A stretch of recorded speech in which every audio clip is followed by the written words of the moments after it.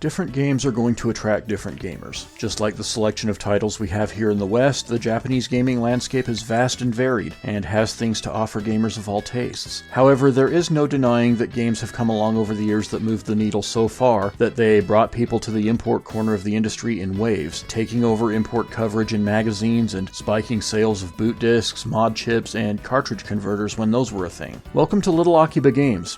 I'm Patrick, and these are the 10 most monumental import releases of all time. Let's get started.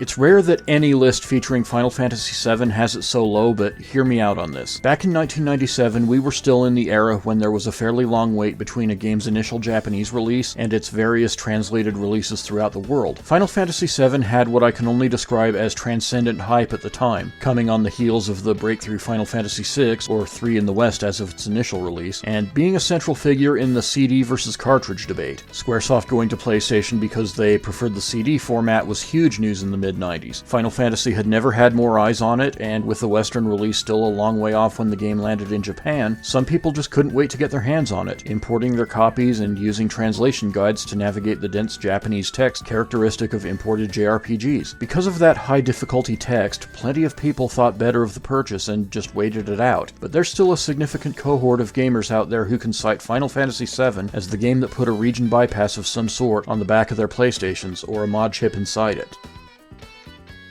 For most of the 1990s, fighting games were the beating heart of the import scene, with little to no Japanese text to navigate in order to play and understand the games. With Sega pulling the Saturn from the North American market in 1998, players largely fell into two camps. You had the ones that sold off their systems and used the proceeds to buy into the PlayStation or N64, and the ones who shifted their focus to the Saturn import market, which would still be supported for quite some time. One of the signature fighting games of the Saturn's twilight years would be Street Fighter 03, or Street Fighter Alpha 3 over here. Putting Capcom's 4MB RAM cartridge to use, this was the best home version of the game for quite a while. To put it in perspective, the Saturn was already a superior 2D console to the PlayStation, and the RAM cartridges that were released for various Capcom and SNK titles only widened the gap. Between the fact that most people who own this version of 03 know well what they have, and the fact that few of its owners have any appetite to part with it, get ready to pay up if you seek it out now.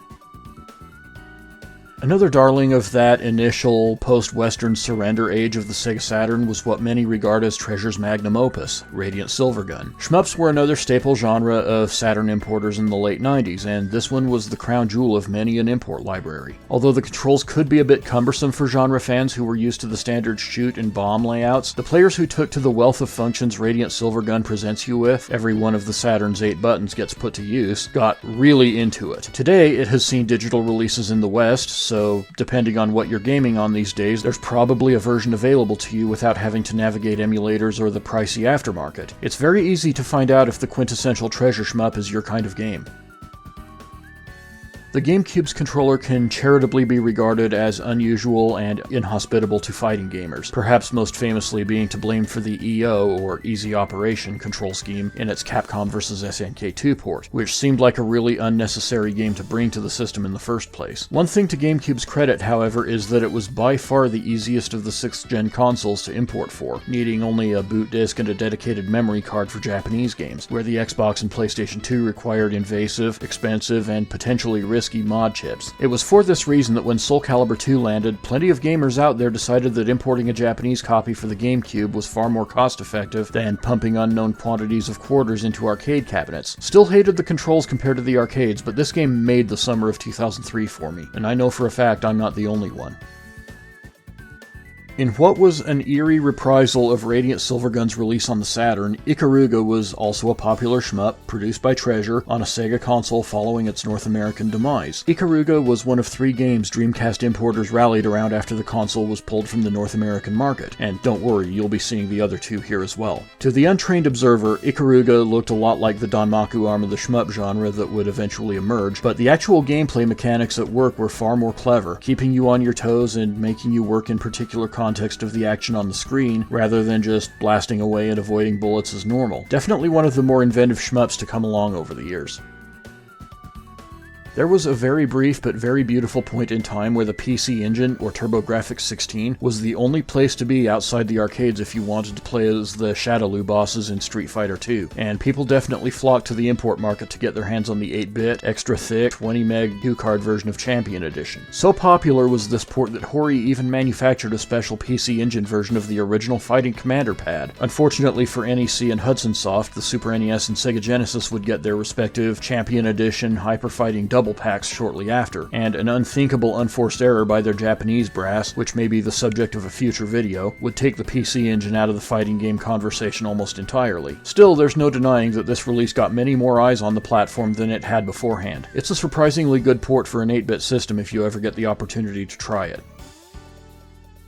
When RAM cartridges became essential equipment in the Japanese Saturn, it really started flexing its horsepower over the PlayStation. Capcom led the charge with the only home port of X-Men vs. Street Fighter worth having, making a huge splash in the import scene right as Sega's withdrawal of the Saturn from the North American market created a massive wave of potential importers. The Saturn's version of X-Men vs. Street Fighter kept the tag team battle system entirely intact, unencumbered by the RAM constraints that plagued the PlayStation port. That one feature in and of itself made the Saturn version a de facto exclusive, giving it almost one-to-one parity with the ultra-popular arcade original, and proving that the Saturn had at least something of a future after leaving the West.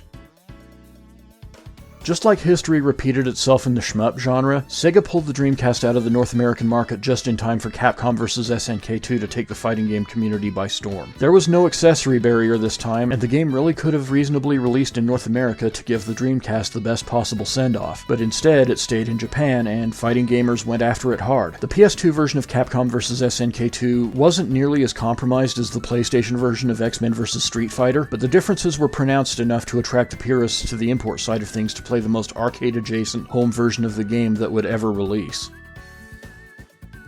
Of course, the biggest attraction for the Dreamcast import market after the system was pulled from North American shelves was the European version of Shenmue 2, which had NTSC video support included specifically so gamers on this side of the Atlantic could still access the English-translated version of the game. Because the original game left so many people wanting more, the availability of the sequel on the import market without a language barrier was an easy sell to anyone who was already invested in the franchise. The Xbox would, of course, get a full localization itself with the addition of English dubbing, and that version would find its audience as well, but being able to continue the story on the system that started it all was a huge draw for a lot of people, and opened the import market up to everyone who took part. And the #1 most import market advancing game of all time is Akumajo Dracula X Chino Rondo, known as Castlevania Rondo of Blood in the West, is still the quintessential import to this day. Not only did the best old school Castlevania elevate the import scene when it landed, it elevated the Turbo Duo as a whole platform. From the time it released, anytime someone bought a Turbo Duo or even just a TurboGrafx, the presumable endgame for them was to track down a copy of Rondo of Blood, and with good reason. It did get a Western release on the Super NES under the name Castlevania Dracula X, but simply saying that version was compromised does not do justice to the wide gulf in quality and content between the two games. It wouldn't even be unfair to say that so much was lost in the translation that the Super NES didn't really get Rondo of Blood at all. Even as prices skyrocketed, the market for this game stayed hot. Now, thankfully, Rondo of Blood has found its way to North America in a couple of collections, Castlevania the Dracula X Chronicles on the PSP, and Castlevania Requiem on the PlayStation 4, so you don't even have to import it in order to experience it. Still, its roots as an import icon run so deep it's impossible to bring this game up in any context today without the presence of the mid-90s import scene looming large, a testament to its significance as an import staple. That's all for now.